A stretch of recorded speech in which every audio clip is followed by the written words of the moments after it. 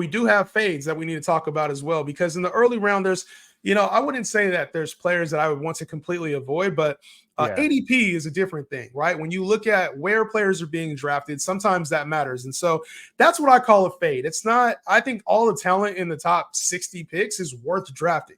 It's just about who's getting drafted too early. So, Tyler, tell me about a player that you are fading right now at their ADP. All right, so we'll start hot. All right, and I've made videos on this guy. And listen, I love the player. I love Justin Jefferson. All right, I love JJ. I had him as the number one player over Cooper Kupp just a couple years ago. Yes, I am not. So for me, Justin Jefferson should not be a top 5, top 6. I would even say top 7 pick in fantasy football. I think that he should be a back end first round pick this year. And the reason is very simple. We don't see. So where he's currently going is you have to look at how the draft is going to play out.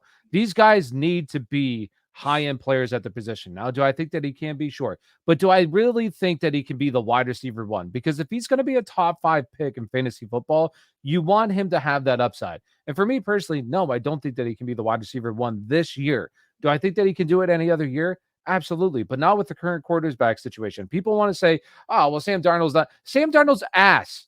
The dude hasn't done anything throughout his entire career. And you have people still out there that say, oh, he can do okay. He has Sam Darnold. Sam Darnold Baker played over him. I don't even know what happened for the Panthers. Like, he was ran out of there. He's been ran out everywhere he's been. All right. So he's dog water. JJ McCarthy, I don't think is ready for year one. I think that he has a lot of, I don't want to say growing pains, but probably will have a lot of growing pains first year in the league. Agreed. So there's just so many things stacked against him that people will look at Justin Jefferson and say, last year he had those 2 games against the Detroit Lions, who were one of the worst secondaries in the NFL last year, only 2 games. But then the other 3 games, he averaged 56 receiving yards. Like, we have to put realistic expectations on this, because you also have to say, like, what happens? We see it all the time. When you try to take a very small sample size and extrapolate it for a full season, you end up getting burned. I not discrediting Justin Jefferson's talent, uber talented, but with one of the worst quarterback situations, you do not see them produce high-end wide receiver talent, the best in the league. Look what happens to Devontae Adams last year. Like, I just don't want to take this guy when there's other guys that I truly believe can be the number one player at the position. So I think that he should be a late first rounder, not an early or even mid first round pick this year. Wow. I did not expect the name Justin Jefferson to come out your mouth, man. When you talk about a guy that played with some terrible quarterbacks down the stretch, and yes, it was a small sample size, but can we not mention the fact that he actually hit 1,000 yards in the season last year, playing only 10 games? Can we not mention the fact that he was averaging over 100? He was a Kirk Cousins receiver over points per game last year, man. And that was with the quarterback play that he had. Like, Justin Jefferson. Once again, it was 2 games against Detroit. Like, the worst secondary. He's still games against Detroit this year. Detroit's much improved on the secondary. It's been very evident throughout Justin Jefferson's career. It doesn't matter what cornerbacks ahead of him. They'll scheme him open. That's the thing about Justin. But he's had Kirk Cousins. One of the better quarterbacks in the. I don't want to say one of the better quarterbacks, but a very good quarterback when it comes to producing fantasy relevant wide receivers. He's going to hit 1,500 yards at floor. And this is another case of believing the talent over the situation. And you got to believe that Kevin O'Connell will find ways to get Justin Jefferson schemed open and match up against linebackers and safeties. Do you think he can be the wide receiver one in fantasy? Absolutely, I do. I think he could hit 2,000 yards. Oh, that's crazy. He hit 2,000 yards. No shot. No shot. Why couldn't he? With a good quarterback room. Sam Darnold say he throws for 3,500 yards. Bro, the dude has never thrown for 2,500 yards. The guy has never thrown for over 2,500 yards in one season. This is the problem that I have, is that people are looking at the situation and saying that Sam Darnold hasn't done shit. Why do we think all of a sudden, like, we give the benefit of the doubt to shitty quarterbacks? Shitty quarterbacks are shitty quarterbacks because they're ass. Like, it's very simple. He's not very good. So it's like, you have to really talk yourself in New York. He's been in Carolina. When he got to the Niners, he was good. Now he's going with Kevin O'Connell. This is a system that's set up for him to do well. Okay, if you want to, rest your season on the faith of Sam Darnold, when a guy with Joe Burrow, a guy attached to Joe Burrow sitting right there, a running back who's already been the RB2 in fantasy, an absolute dream of a pick, and Bijan Robinson. You want to take Jay Jettis over those guys? I mean, and lose your league, you do that. Hey, well, lose your league. You have a chance to join a league with us. If you haven't already used the code Henry Help to get in the league with us, man, shout out to you guys. You guys need to try to get in that because me and Tyler are going to be going head to head. I've had enough of this, Tyler. We got to go head to head. I'm taking Justin Jefferson now just because you said that. You take him first overall. Okay. A player I'm fading in this early round is a name that is going to surprise a lot of people, but Devin Achane. And Devon Achane, I know I butchered the name, Devin. What, we call him his right name, Devon.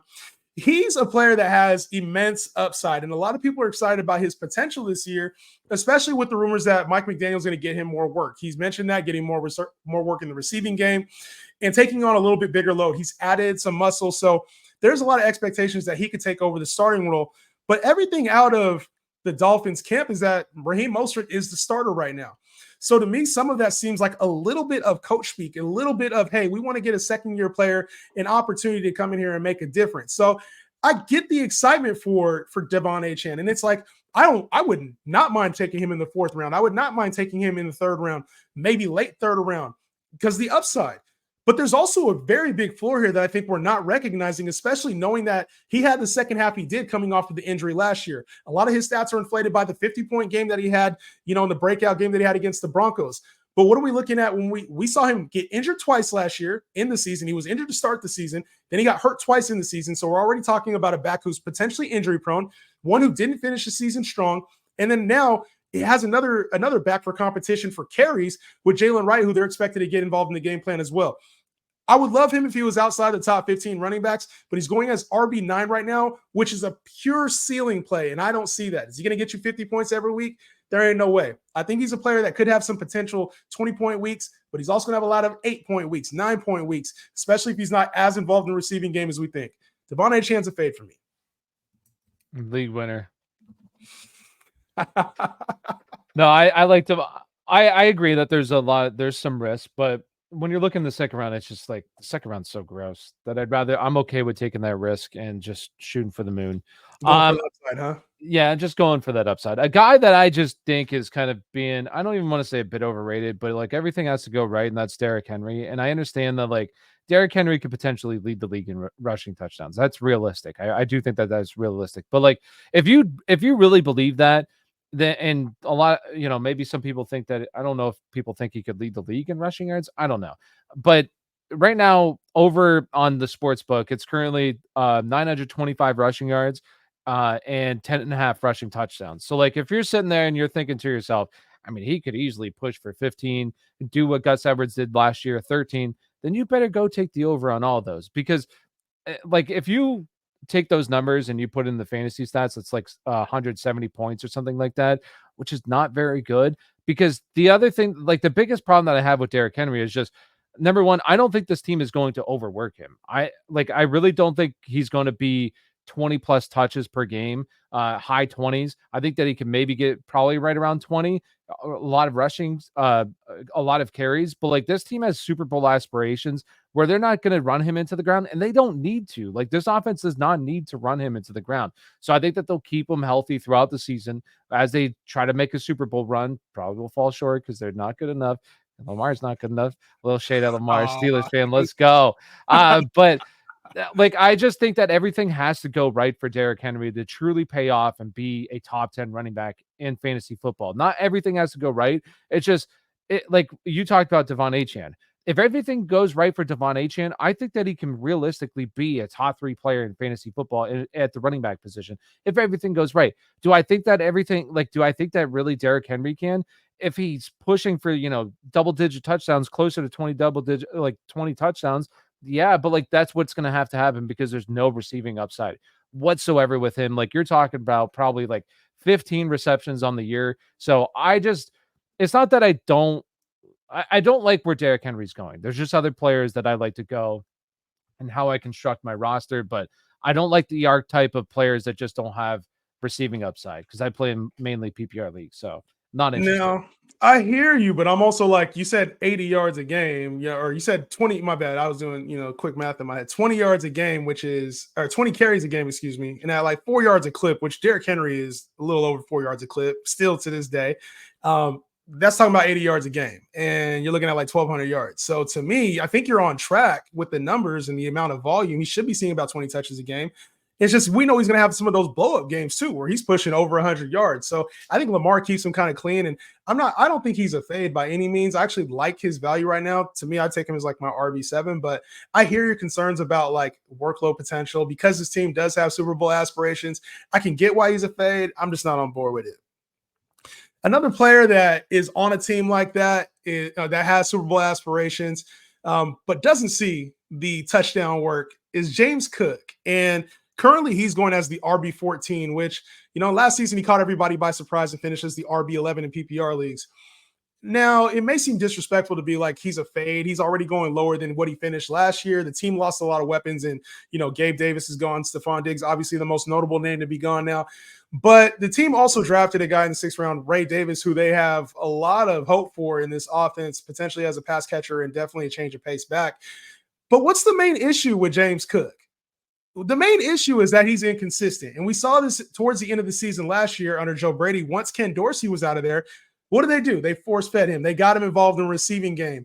And then when they stopped going to the receiving game, we saw that James Cook was pretty much no value. Why? Because at the goal line, who do they use? They use Josh Allen. He's the player. He's their red zone back. He is their guy.